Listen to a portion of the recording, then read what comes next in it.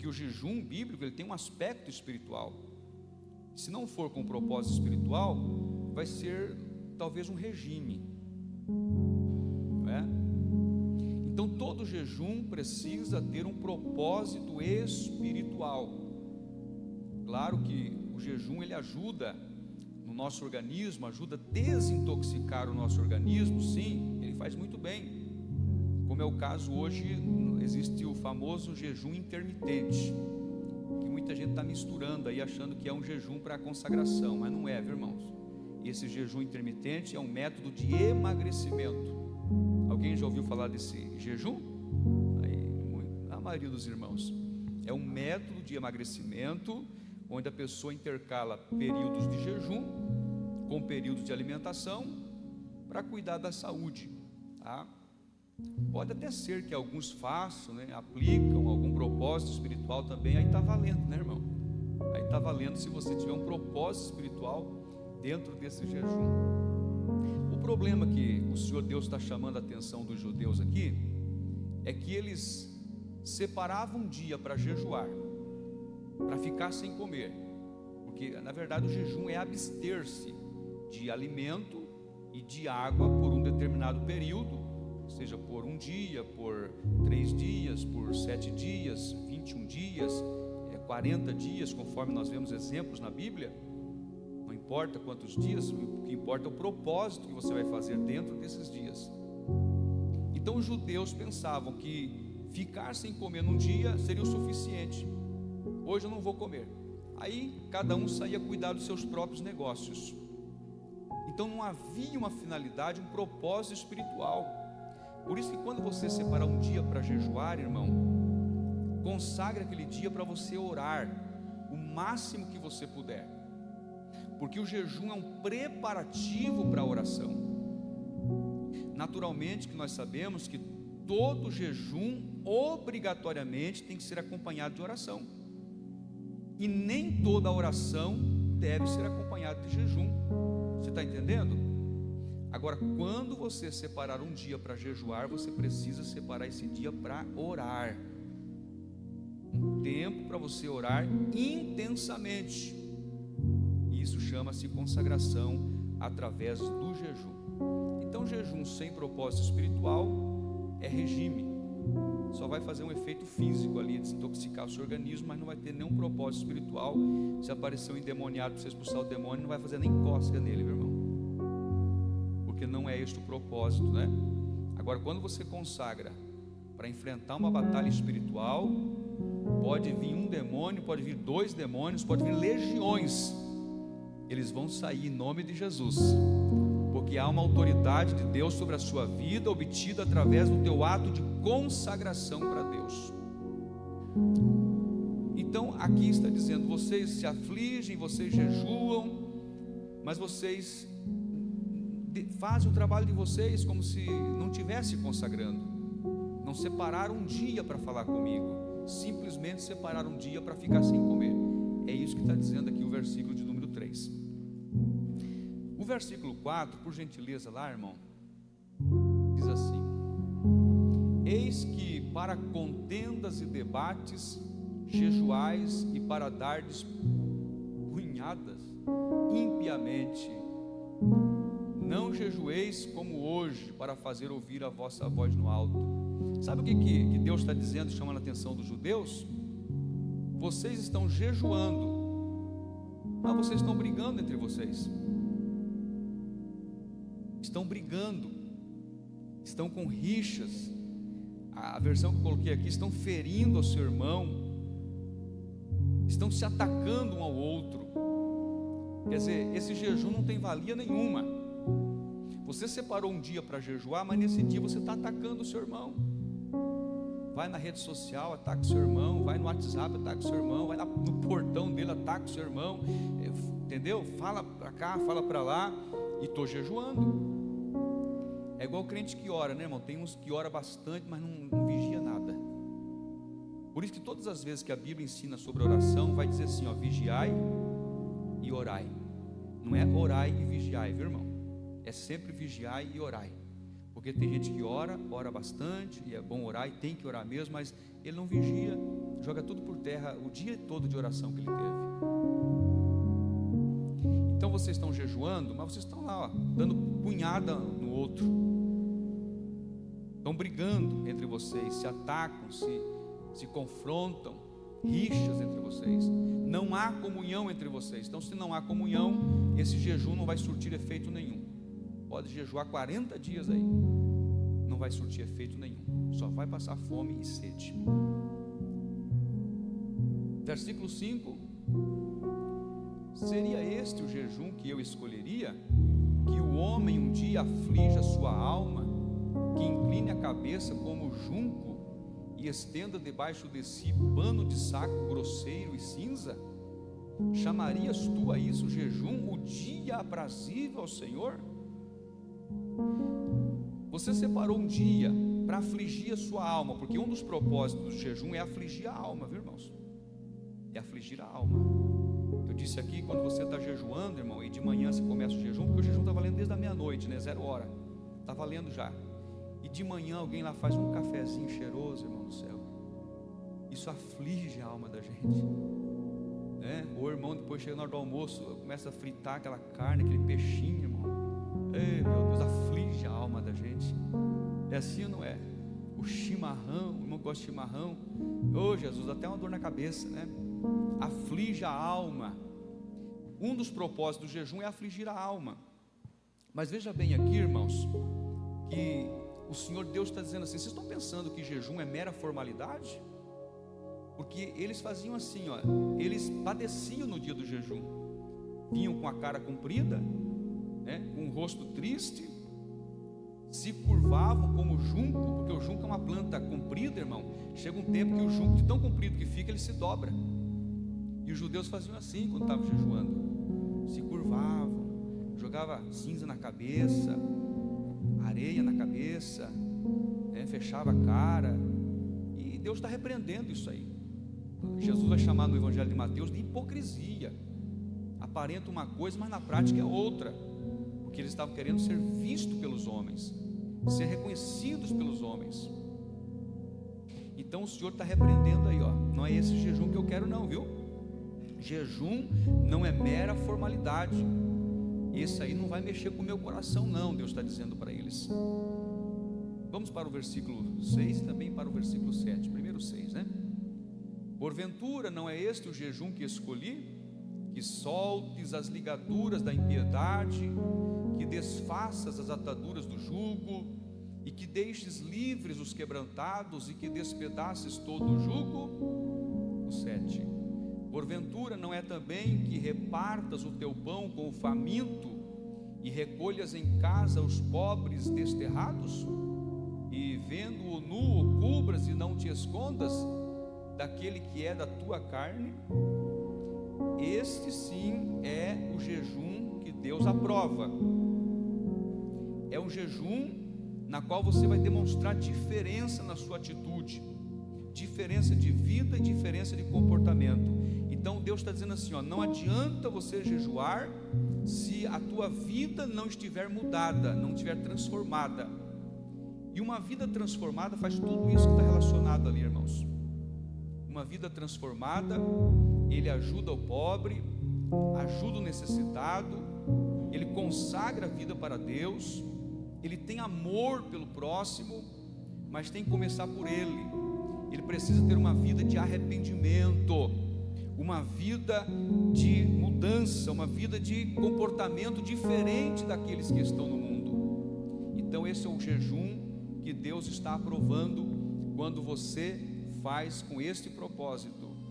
Porque uma pessoa prepotente, ele faz vista grossa, né, irmão? Quando vê um irmão necessitado, quando vê um irmão precisando de ajuda, de socorro, ele não estende as mãos. Então esse jejum acaba não tendo valor nenhum. Tirar um dia para passar fome, clamar de dia e de noite, cumprir formalidade, não é isso que Deus está querendo de nós, se não for acompanhado de uma vida santa, reta e temente a Deus. Então Deus está cobrando deles ali mudança de vida, viu? O que vocês estão fazendo precisa ser mudado. Esse comportamento de vocês não me agrada.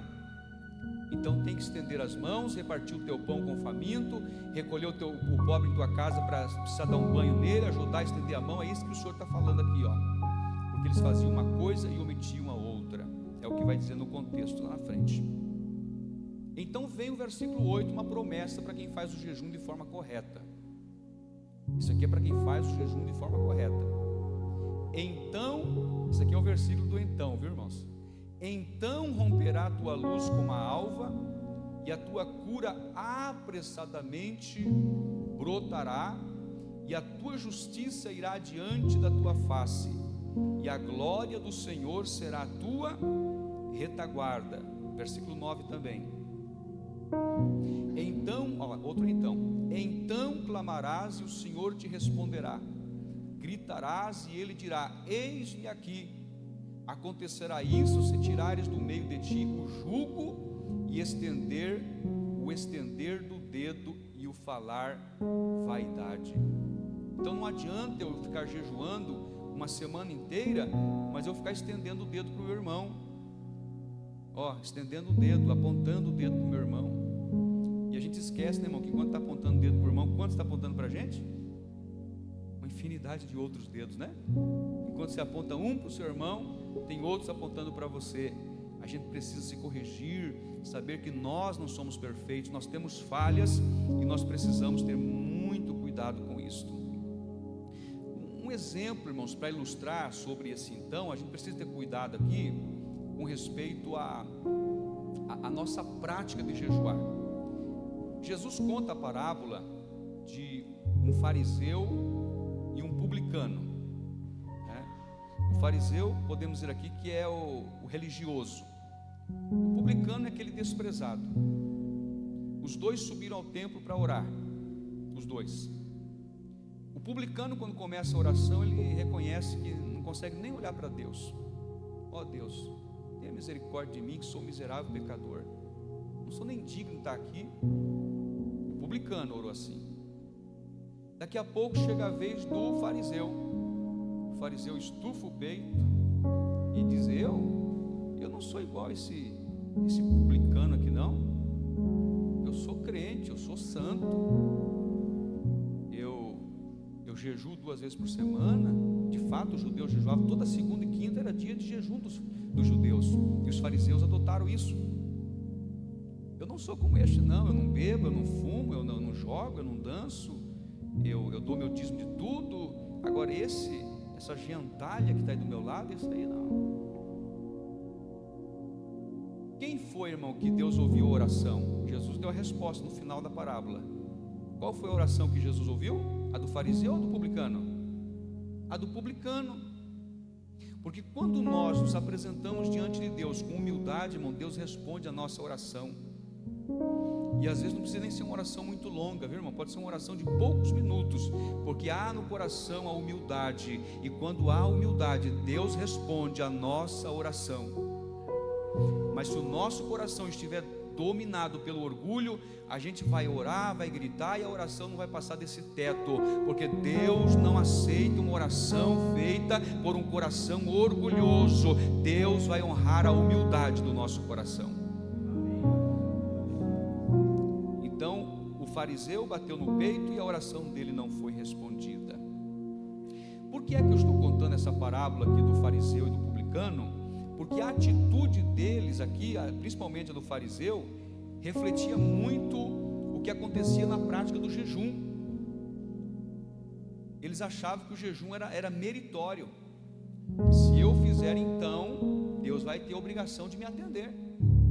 Se eu jejuar, então Deus vai ser obrigado a me escutar. Irmão, o jejum não é meritório. Deus não tem obrigação de responder você quando você jejuar.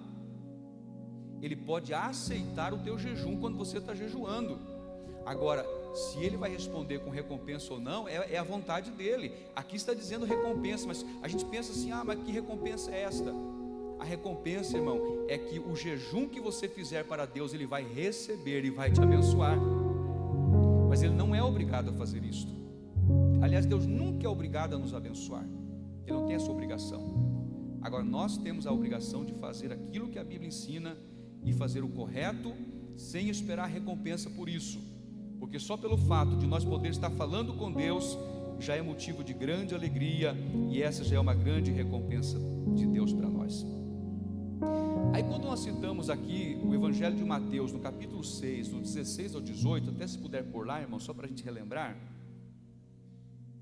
Jesus vai combater, assim como Deus está combatendo o jejum dos judeus no Antigo Testamento, Jesus também combate aqui no Novo Testamento, no Evangelho de Mateus, capítulo 6, versículo 16 a 18, que a atitude deles era uma atitude de hipocrisia, não era aquilo que na prática eles faziam, ou seja, tinha algo por trás disso, havia um interesse. Qual era o interesse? Quando eles jejuavam, ser visto pelos homens. Eles queriam jejuar, mas para receber os aplausos dos homens. Porque na verdade, irmãos, olha o que eles faziam aqui, os judeus do Novo Testamento, bem parecido com esses do Antigo Testamento. Eles desfiguravam o rosto, deixavam a barba crescer, despenteavam o cabelo, se curvavam, iam para a praça pública, andavam para lá e para cá, curvadinho, com a mão para trás, pegava cinza, jogava na cabeça, ou areia que tivesse na reta lá e jogava na cabeça, e alguém olhava para aquele lá e dizia: olha, esse aí é um santo mesmo, viu? Quando eu crescer eu quero ser igual a ele, esse aí é crente de verdade. E ali tinha só uma máscara, viu, irmão? Porque dentro daquilo estava um baita do hipócrita ali dentro, mas recebia os aplausos. As pessoas que viam falaram: ali está um homem de Deus, esse ali está jejuando, ó. E Jesus repreendeu, porque na verdade não podia até estar jejuando de verdade, mas a motivação era errada. Porque quando eles faziam isso, queriam ostentar, queriam parecer aos homens, impressionar as pessoas. E quem somos nós para impressionar as pessoas, irmãos? Nós que não passamos de pó e cinza, como disse Abraão. Por isso que a glória nunca vai ser para o homem, a glória será sempre para Deus, porque Ele é digno de toda a honra, de toda a glória e de todo louvor. Mas os judeus faziam para se promover, faziam para se ostentar. Então nós, irmãos, quando formos jejuar, nós não podemos fazer com ostentação, para mostrar para os homens que nós estamos jejuando. Aí alguém pode usar esse argumento e dizer assim: ah, pastor, mas então não pode fazer um jejum coletivo com a igreja, convocar a igreja por um dia de jejum e oração, porque aí vai ser ostentação. Não, não é esse o caso, viu, irmãos? Você avisar a igreja que vai ter um dia de consagração, a igreja virá, vai jejuar, vai orar, ela não vai se ostentar. Nós temos vários exemplos na Bíblia, no Novo Testamento, inclusive em Atos dos Apóstolos, que a igreja se reuniu para jejuar, para orar, como foi o caso de Atos capítulo 13, para a separação dos missionários Paulo e Barnabé para a obra missionária. A igreja se reuniu para orar e jejuar, comandada pelo ministério, pelos obreiros que ali deram um exemplo. Em Atos 14 foram para o jejum e para a oração, porque agora os missionários abriram várias igrejas, tinha que ter alguém para pastorear essas igrejas. Foram para o jejum e para a oração para saber quem seriam os pastores daquelas igrejas. Tudo feito na direção do Espírito Santo de Deus. A gente nunca vai jejuar, irmão, para se promover, para achar que somos mais crentes do que os outros, né? Porque esse tocar de trombeta assim não é bom para ninguém, não é bom. A recompensa humana ela vem, mas a gente não faz por recompensa humana, a gente faz para Deus, sempre para Deus. Quando você está jejuando, você não está fazendo para você, mas sim para Deus. Então aqui no versículo 18 especificamente, irmão, o Senhor Jesus ele está incentivando ao jejum. Eu disse que o jejum ele não é obrigatório, não é um mandamento, mas é uma disciplina bíblica, uma disciplina para a vida cristã, e em algum momento você vai ter que jejuar. Em algum momento. Quem nunca jejuou um dia, você vai precisar jejuar. Eu disse aqui que havia um único jejum no Antigo Testamento que era obrigatório, que era o jejum do dia da expiação. E esse era obrigatório. Não há nenhum jejum obrigatório para nós hoje. Mas eu entendo uma coisa, irmão: se nós precisamos de força espiritual para vencer os demônios, para fortalecer a nossa vida espiritual com Deus, em algum momento nós vamos ter que jejuar para a glória de Deus. Então veja o versículo 18 de Mateus capítulo 6: para não pareceres aos homens que jejuas, mas sim ao teu pai que está oculto, e teu pai que vê o que está oculto te recompensará. Então Jesus, irmão, vai recompensar, Deus vai recompensar aqueles que jejuarem, aqueles que orarem. Naturalmente que Deus não tem essa obrigação, mas a vontade dele sempre vai prevalecer, e a vontade dele será sempre melhor que a nossa. Quando nós estamos jejuando, nós estamos direcionando a nossa vida para a oração, porque o jejum direciona a vida para a oração.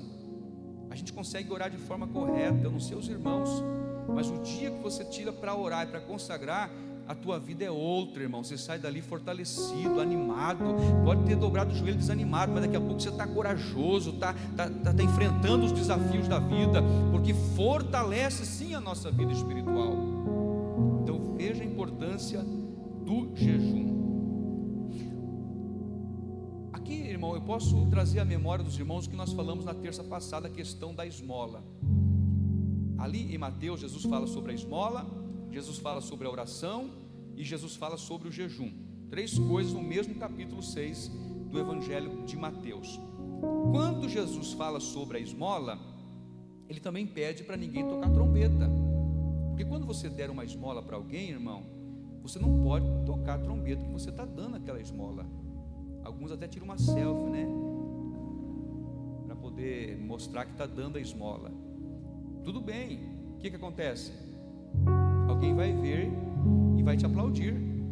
Ali sim, aquele lá está fazendo correto, aquela igreja é a igreja certa, porque está fazendo o que tem que ser feito. Acontece, porque alguns expõem e outros não expõem, alguns tornam público e outros não tornam público. A diferença é que quem torna público aquilo que faz, já recebeu a recompensa, e quem não torna público, vai receber um dia a recompensa, viu, irmão? Está guardadinha a recompensa com Deus, pode ter certeza. Talvez ninguém saiba o que você está fazendo, mas lá no céu está tudo registrado, e o que você está fazendo, Deus vai te recompensar. Então olha o que ele disse aqui no versículo 4: a tua esmola fica em segredo, e teu pai que te vê em secreto te recompensará publicamente. Olha que diferença. Então qual é a recompensa que você quer receber? O aplauso humano ou o reconhecimento divino? A escolha é sua. Aqui o Senhor fala também com relação à oração. Nós não podemos também ser hipócritas com relação à oração. Eu levanto todos os dias às 3 da manhã para orar. Eu não preciso ficar divulgando isso aqui para os irmãos. Todos os dias eu separo das 8 às 9 da manhã para orar. Não preciso divulgar isso aqui. É eu e Deus lá no meu quarto, falando com o Senhor, aleluia. Fechar a porta do quarto, conforme disse aqui no versículo 6: se tranca no quarto, teu pai que te vê em secreto te recompensará. Eu não acredito em crente que não separa um tempo num quarto fechado para orar e diz que consegue orar em outros lugares. Eu não acredito, sinceramente não consigo acreditar. Agora, se você é crente que ora no quarto, eu creio que você consegue orar em qualquer outro lugar, porque você é de oração. É assim ou não é, meus irmãos? Aleluia. Então nós não precisamos tocar trombeta, porque isso caracteriza hipocrisia. Então voltamos ao caso do jejum. Nós precisamos jejuar de forma correta, para que a gente espere de Deus a recompensa e não o aplauso humano. Então quais são as lições que eu vou resumidamente extrair aqui, porque o assunto não vai esgotar hoje, para frente pode ser que tenhamos mais, né? Então jejuar faz parte da disciplina na vida cristã. O jejum vai te ajudar a crescer espiritualmente. Jejum é muito mais do que ficar sem comer. É um momento de oração, de consagração, tirar um tempo para falar com Deus. Então seria importante você separar um dia, irmão. Nem é bom aquele dia do trabalho, é um dia à parte, quem sabe um feriado. E geralmente feriado a gente gosta de fazer churrasco, né, irmão? Mas separe um dia lá, separe um dia na semana, para você consagrar a tua vida para Deus.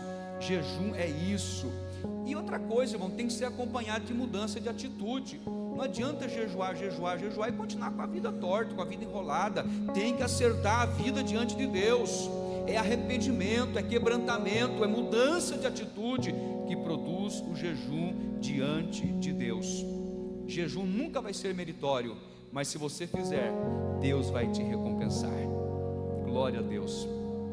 Eu finalizo aqui uma palavra para quem nunca jejuou. Na terça passada uma criança veio aqui depois do culto: pastor, só me esclarece aqui porque eu quero jejuar. Eu fiquei tão admirado disso. Eu não sei se a criança está aqui hoje, mas queria detalhes de como fazer para jejuar. Então você que nunca jejuou, eu quero te incentivar a jejuar, irmão. Jejua. Você não consegue jejuar o dia todo? Jejua até as 3 da tarde. Se não conseguir até as 3 da tarde, vai até o meio-dia. Não consigo até o meio-dia, vai até as 9 da manhã. Faz um propósito, estabelece um tempo. É um jejum parcial, porque existe o jejum absoluto e existe também o jejum total. Mas há o jejum parcial, porque o que vai mandar, irmão, é o propósito do teu coração. O que está aqui dentro, irmão, é o que vai mandar. Não é a quantidade de tempo, se é um dia, 7, 10, 20. É o que está no seu coração. É o propósito que você estabeleceu com Deus. E aqueles que querem jejuar, mas não conseguem, porque tem pessoas que por questões de problemas na saúde, eu não consigo jejuar, pastor, depende, tem que tomar os remédios, não posso ficar sem água. Não tem problema, irmão, dá para jejuar do mesmo jeito, tomando água, tomando remédio. Jejua, irmão, separa um tempo, estabeleça um propósito. Qual é a finalidade do jejum? Estabeleça um propósito e jejua, nem que precisa tomar o remédio. Deus vai receber o teu jejum também. Agora, para você que jejua direto, sempre, qual é a minha palavra para você? Continua jejuando, não pare, viu, irmão? Continua. Jejua 2 dias por semana, 2 dias, 3 dias, não importa, continue jejuando, porque Deus te recompensará. Glória a Deus. Eu tenho muitos testemunhos de bênçãos alcançados através do jejum, viu, irmãos? Quem sabe outra hora nós vamos contar para os irmãos aqui, porque tudo que temos e somos é para a glória de Deus, viu, irmão? Nada para a glória do homem, tudo para a glória de Deus. Eu quero te convidar para estar em pé, porque eu tenho um trabalho a fazer ainda nesses 9 minutos.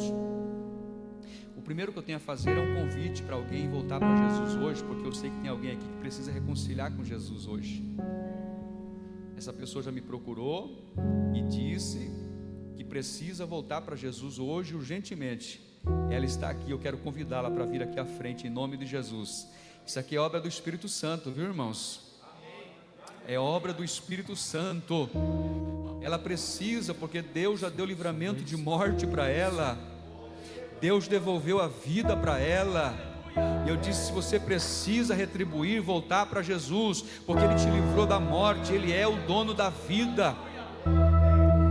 Quem sabe há uma segunda pessoa que deseja voltar para Jesus nesse culto? Quem sabe há alguém aqui que precisa voltar? O Senhor está falando com você esta noite: volte enquanto é tempo. Hoje é o dia da tua salvação. Volta para Jesus, venha para Ele. Tem alguém mais? Eu vou orar por ela aqui agora e você vai me ajudar nesta oração. Aleluia.